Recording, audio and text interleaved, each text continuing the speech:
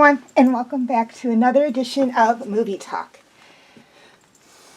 This week's movie it's a Marvel movie, but it is not a Marvel movie that is part of the Avengers franchise, although one of the characters is part of the Avengers franchise.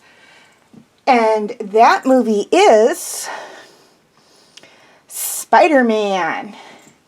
After being bitten by a spider, Peter Parker gains an amazing abilities and soon learns that with great powers come great responsibilities.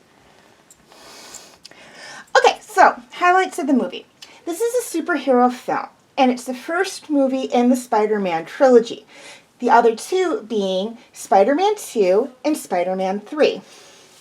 And it shows the origins of Spider-Man.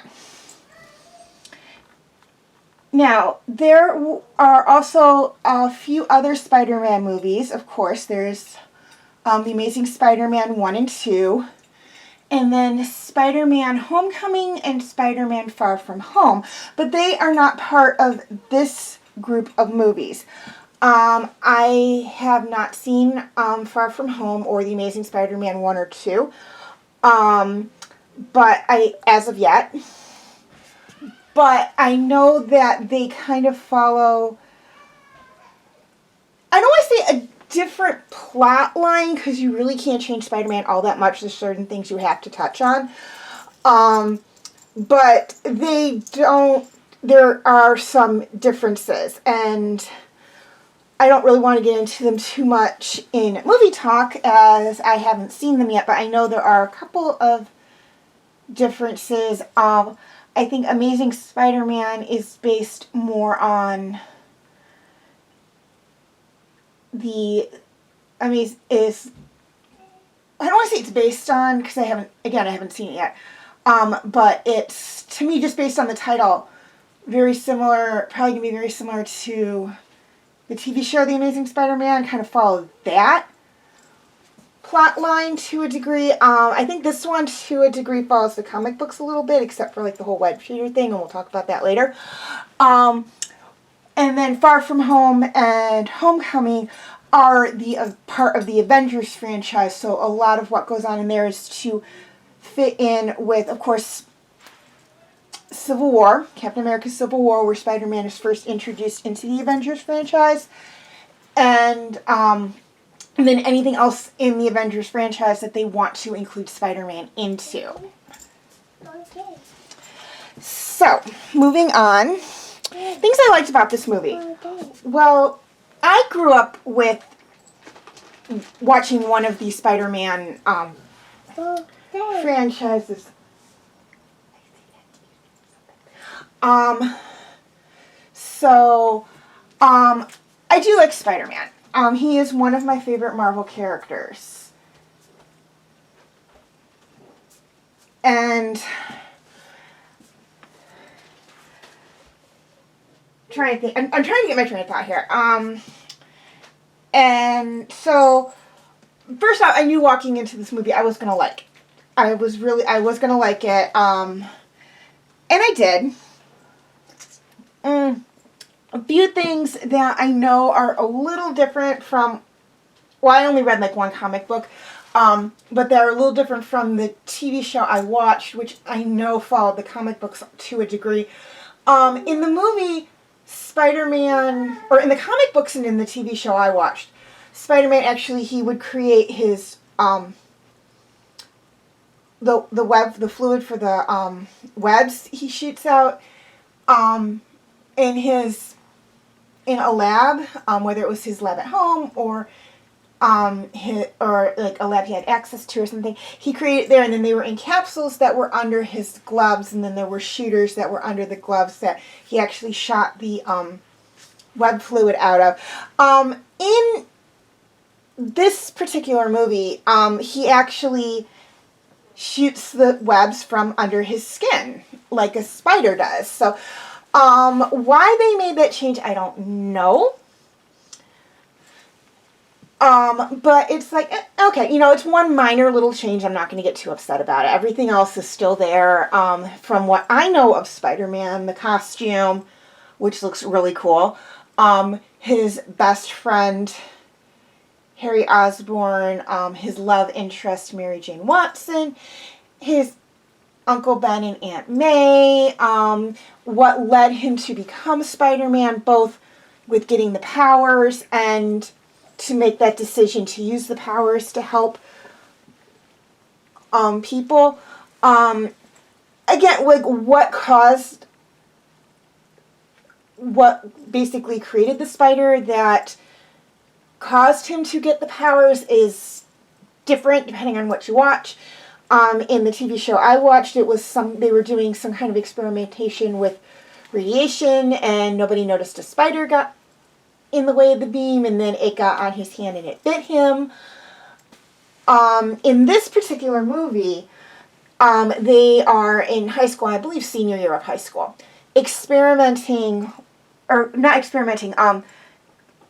visit a lab.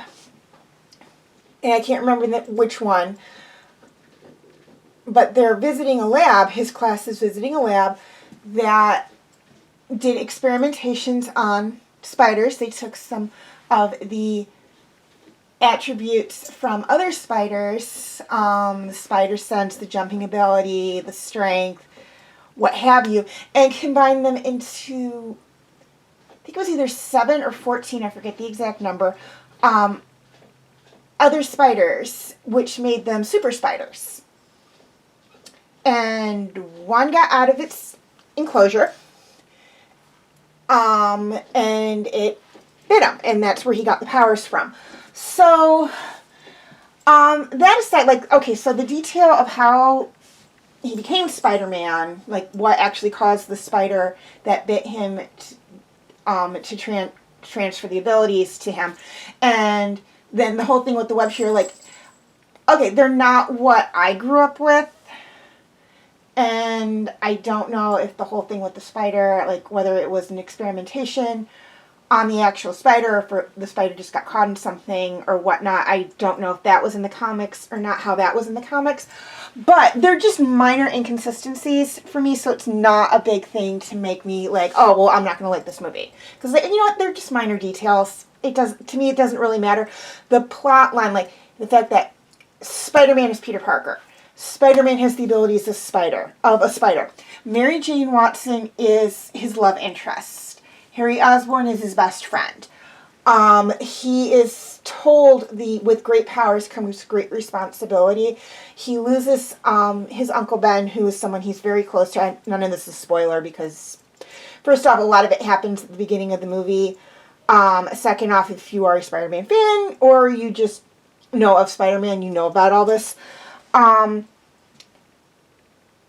And whatnot. That's all that, and that he's a photographer for the Daily Bugle. That's really all for me I wanted in the movie. Anything else, plotline, didn't matter as long as we had one of the Spider-Man villains.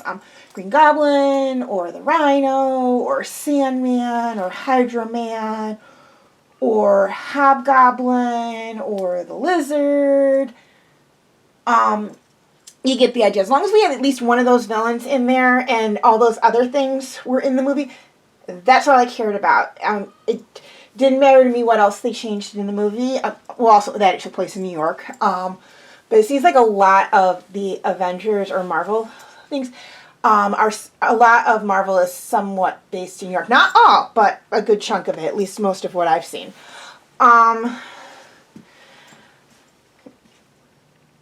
So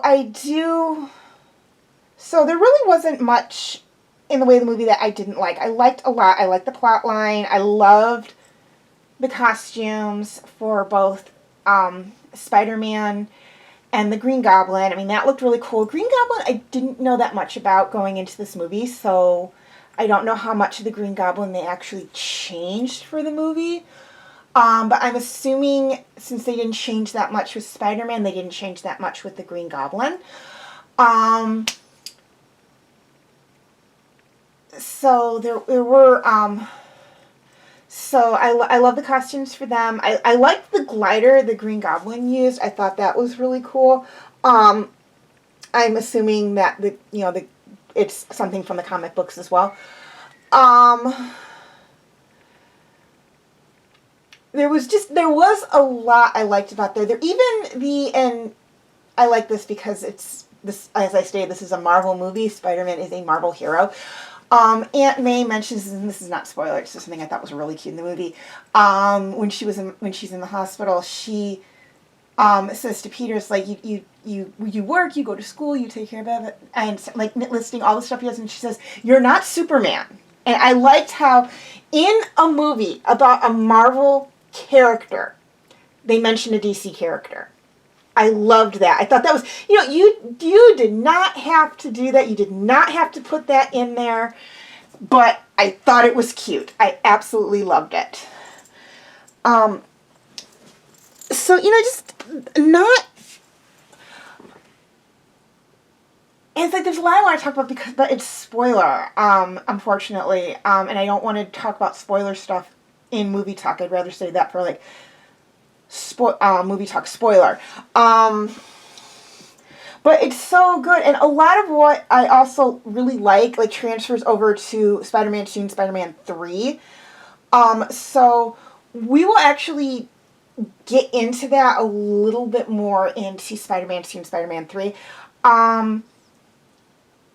I will say this, in these three movies, we do not see one of my favorite villains, which is the Lizard. That's not to say he's not going to show up, and he doesn't show up in like The Amazing Spider-Man or The Amazing Spider-Man 2, because I haven't seen those yet, or in Far From Home.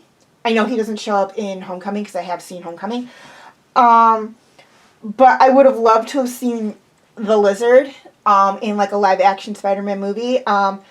So if the Lizard is in Far From Home or The Amazing Spider-Man or The Amazing Spider-Man 2, I am really looking forward to seeing a live action version of the Lizard.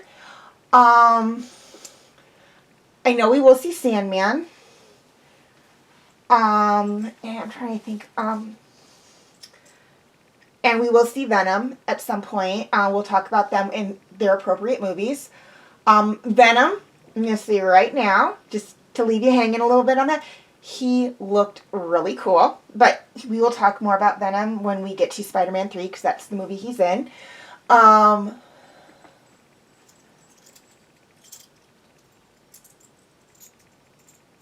And Sandman, I believe, is in Spider-Man 2. I could be wrong. Sandman's either in Spider-Man 2 or Spider-Man 3. I can't remember. I think it's Spider-Man 2. I think there's two villains in Spider-Man 2, but I can't... I know Sandman's in one of them. I know he's either in 2 or 3, but I can't remember which one. And I know whichever movie Sandman's in, there is another villain. I just can't think of who it is, and I can't remember whether it was 2 or 3. And I think Rhino's in either The Amazing Spider-Man or The Amazing Spider-Man 2. I know he's in one of The Amazing Spider-Mans because I remember from like the clips. I just can't remember which one. But we will talk about those when we get to those movies. I promise. Because Spider-Man had, in my opinion, a lot of great villains. And a lot of villains that I really am looking forward to seeing on as live action, and a lot of villains that I really enjoyed seeing as live action, including the ones I didn't know that much about, such as like Venom and the Green Goblin. Okay, cast. This movie had a great cast of actors, and quite a few of them, I believe, continued on in Spider-Man 2.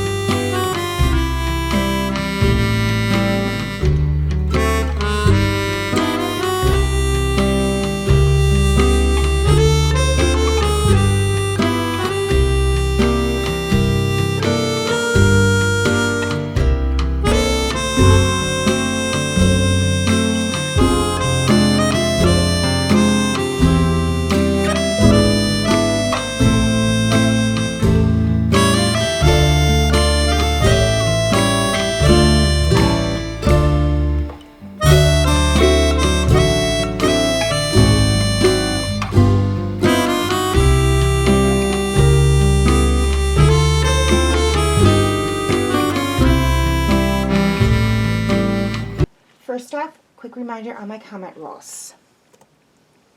Number 1, no mean comments.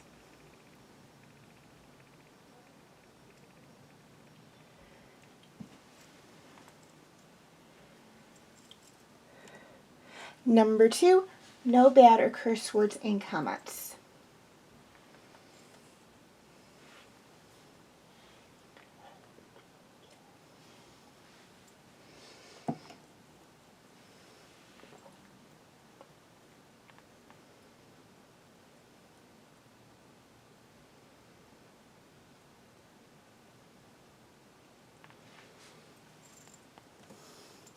Number 3, I'm not opposed to debates, but please keep it civil.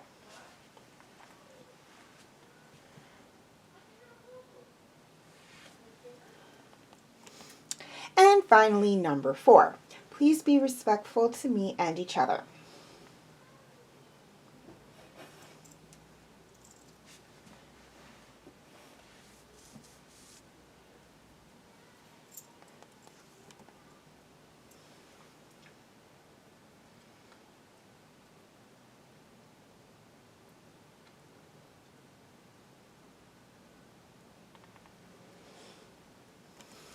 Okay, please leave your comments and questions in the comment section. I do love to read those. Also, feel free to follow me at Wattpad, or on Wattpad, Tumblr, Instagram, and Twitter. I do have my name for those 4 sites right there on the screen, as well as the pictures I use for the icons. Please note that all pictures seen within this video do belong to their respective artists. I own absolutely nothing, and the links for any sites mentioned in this video will be in the description section.